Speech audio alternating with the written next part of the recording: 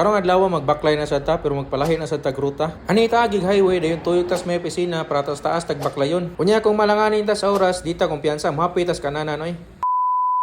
Nya sayo pas buntag mga alas 5 naglugdan ako kay plano lagi na ako mag-jogging karong adlaw. Walang sa jud tay outfit check karong adlaw kay wa man tay ligo so hilamos lang daog na. Unya pag human ako hilamos nagilis na ko dayon ninaog na ko dire para mag-stretching. Dire day ko niagi sa layo kay dool ra man dire agian padong sa highway. Na day tay outfit check oy pero usar ni kagian kay dinalian man ni. Nabot na dayon ko dire sa may highway nya mingaw kay tanan kay sayo pa man kayo. Unya na siguro ni mabisi ang kasada dire mga alas 8 kay mo may ting bihe sa mga tao dire labi nag-Bernis. Mostly basta Friday wala jay trabaho ang mga tao dire kay mo may ilang weekend. Siguro pipila lang na yung mga duty dire like sa mga hospitals na gyud sila duty pero dili siguro 100% nga mo duty tanan. Dayon sa kung baglakaw-lakaw so nahan nabot ko dire sa ilang BRT or bus rapid transit no nga pareha sa Cebu City. Kung nakakita mo nang na 11A, 11B dili na sakyanan sa padong inayawan ha. Kay kung naibuong mo unsa na siya mga elevators na siya no para sa mga PWD or sa mga senior citizens. Kung gusto ka nga maglakaw ra di ka ganahan mag-elevator, pwede sa ka mo access sa ilang hagdanan or sa kaning stairs no so nga naka-friendly ang ilang BRT dire. Dayon kung wa ko masayop kaning waiting area nila dire air condition na sad ni. Ila jud ang gituyo no labi na summer dire puwerte inita so air condition jud na siya. Dayon sa kung gingon na sinisi hagdanan kung gusto ka maglakaw padung sa babaw so pwede ka moagi dire napita. Dayon kung wa ko masayop ang ilang plite sa bus kay cashless na no pwede ra mag-card ka. Imo ra dayon loadan ang card og balig 120 unya valid na siya sa usa ka buwan. Pero nakadepende na jud no kung unsa imong ganahan kay ang uban ganahan man mag-scooter, ang uban ganahan mag-Uber, ang uban ganahan pud mag-taxi. Pero kung imong kwintahon mas makatipid jud ka sa card no unya di sad ka mabalaka sa bus kay every 15 minutes na moagi nga bus. Unya di sa ga pwede bisag asa lang moatang og bus no kay naman siya station kung asa jud siya mohunong. So mo na nakanindot niya no kay di na ka mabalaka kung asa ka dapit mag-atang kay naman siya station kung asa kay drop off and pick up. Ambot lang ka no kung mao ba pod niyang sistema diya sa Cebu City nga BRT or di ba ka magdugang lang naghaot yung traffic sa Cebu City. Wa nagiayo ni. Unya ang nakapait pa jud na kung magbaha, mailag magamit na ilang BRT. Unya nindot ra bag design kay daon-dahon, mailag magamit nagbaguan. Pero inon wa pa man na mahuman, basin day ni guman makasanaol na lang ta. Unya mo to sa tantong backline ako naabot ko diri dool sa opisina unya kay Bernis man walay ablis so ni diretso na ko diri sa unahan. Dayon nilahos ko diri sa unahan kung asa ko makapamahaw kay mura gutom naman. Wala jud ko ilang manunaan basta diri ko magi depita kay kung magkarinderya ko sirado man ang mga karinderya karon kay Bernis man so nilahos ko diri sa may McDo. Dayon diri ko niagi sa may drive-thru bisag wala ko sakyanan kay diri magud ko sa luyo niagi. Kanay nga fast food permi na ako magyan kada adlaw no padong sa opisina kay mao man jud akong ruta kada adlaw. Pero panagsara jud ko naghapit diri no siguro kausa sa ka buwan or kausa sa 2 ka buwan. Ay di man sad good maayo kung imong permitihon labi nagwala pa sweldo di gyud maayo. Nindot sad gyud ni diri napita basag mo ani kag buntag kay dili pa kay daghan tao ba dili pa crowded. Usay nagabot na ko diri makita na ko usar jud ka tawo or duha ba. Ang uban mag take out. So mingaw kay tanan. Dayon mo to mga 10 minutos gikan sa kong pag-order nabot na dayon akong mga pagkaon. Okay sa nilang McDo diri no kay malutas jud ka sa rice kay wa man sila baligya. Di man guni pare sa to sa Pilipinas nga mga fast food nay rice kay rice is life beta mga Pilipino. So mo to pila ra kaon wa na ko magdugay no kay na ako dagang labonon. Og dire na lang ko to dili na lang ko tason. Bye, amping mo permi.